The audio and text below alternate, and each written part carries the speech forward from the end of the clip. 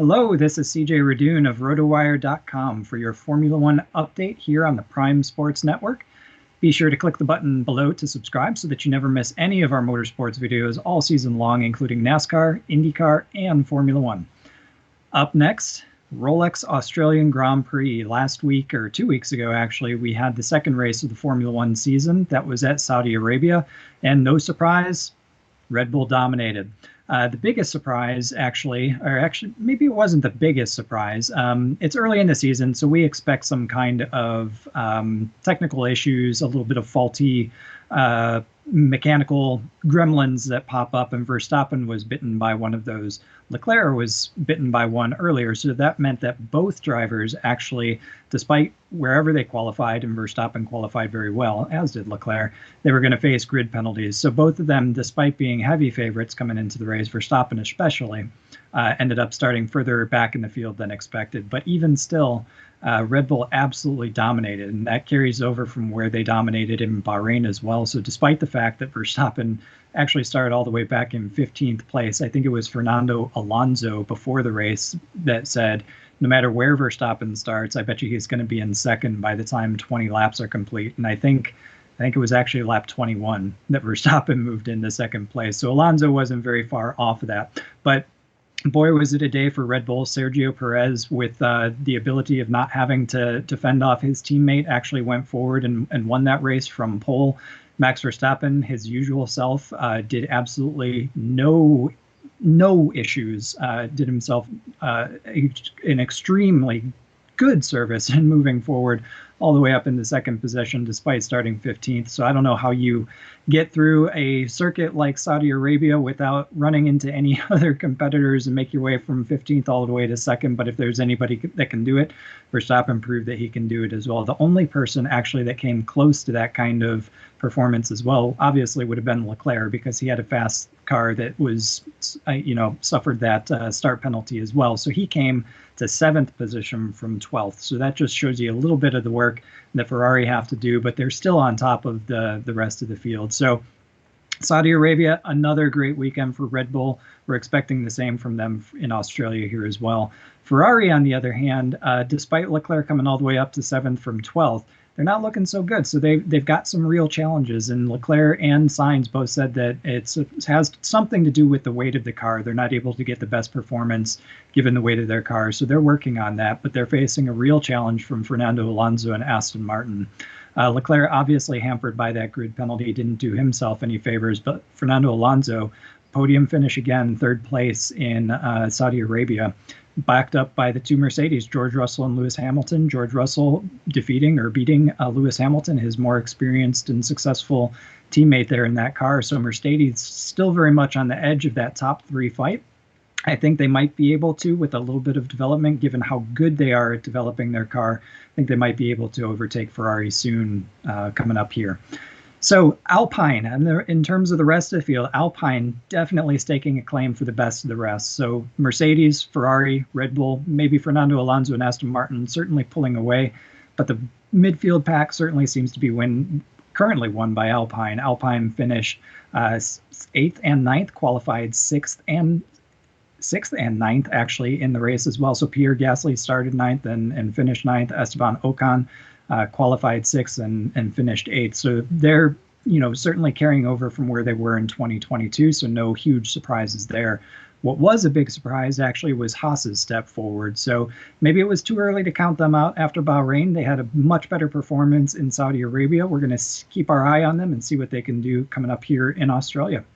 And that is what's on tap for this weekend. So with the Formula One circus headed to Albert Park in Melbourne, it's a fast course. It's a street course. It's got multiple heavy braking areas, and you can expect cautions there. But because it is a street course, it's a little bit tough to pass, so not very wide.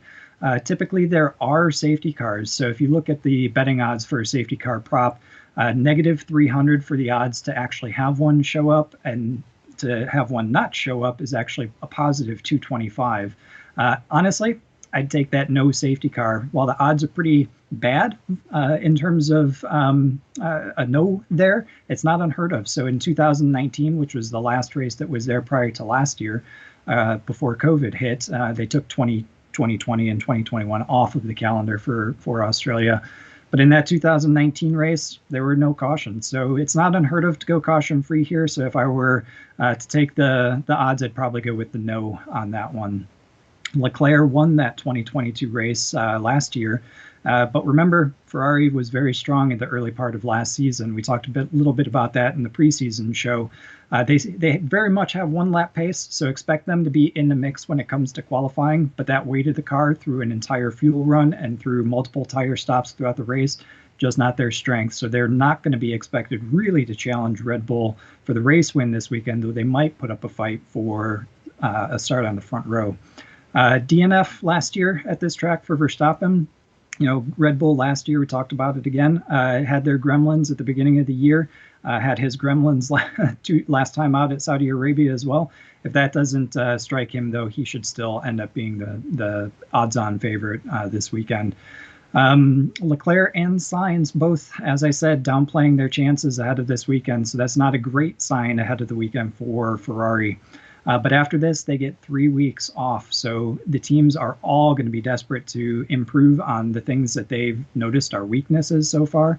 They've got a chance to return back to their home bases in Europe and really put some development time into that car. So what does that mean? I think that means Mercedes and Ferrari are going to come back stronger. I still think Red Bull is going to be the car to beat for the rest of the season, but look for Ferrari and Mercedes after we get through this Australia round to make up some ground there. So specifically for this weekend, I already said it, Verstappen's going to be the favorite. And unlike last week, it seems like the odds makers came to their senses on that. I think he had something ridiculous, like a negative 700 odds on favorite to win last week's race, which for those who didn't take that, good for you, because obviously with the grid penalty, that didn't work out too well for those that did. But even still, this week, and a Verstappen win, negative 280 are the odds for him to win. So clearly the favorite, not as heavy as last week, though, or last time out. Perez is second at plus 400. Leclerc, who's your 2022 winner at this track, is a plus 1600. And then amazingly, he's actually second to Alonso at plus 850. So given what I said about Ferrari's single lap pace, I do think Leclerc has a very good chance of outpacing Alonso and qualifying, perhaps even on the front row.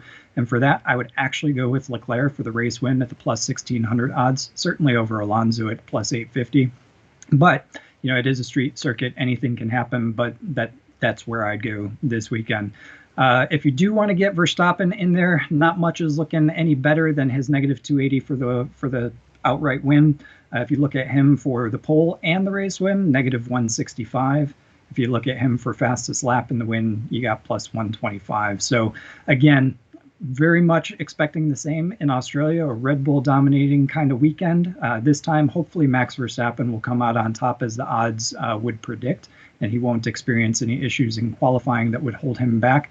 But do expect Ferrari to put up a fight, certainly in qualifying, maybe a little bit less so in the race. And then I would still expect Fernando Alonso and the two Mercedes to be those third cars, or that trio in that last group before you get back to the mid-pack. So looking ahead to Australia, again, last race on the calendar before a 3-week break, and then everything could change after that as the teams start to really develop their cars. So look forward to Australia this weekend. It's going to be a Max Verstappen kind of week again, if not, certainly Red Bull. So again, thank you.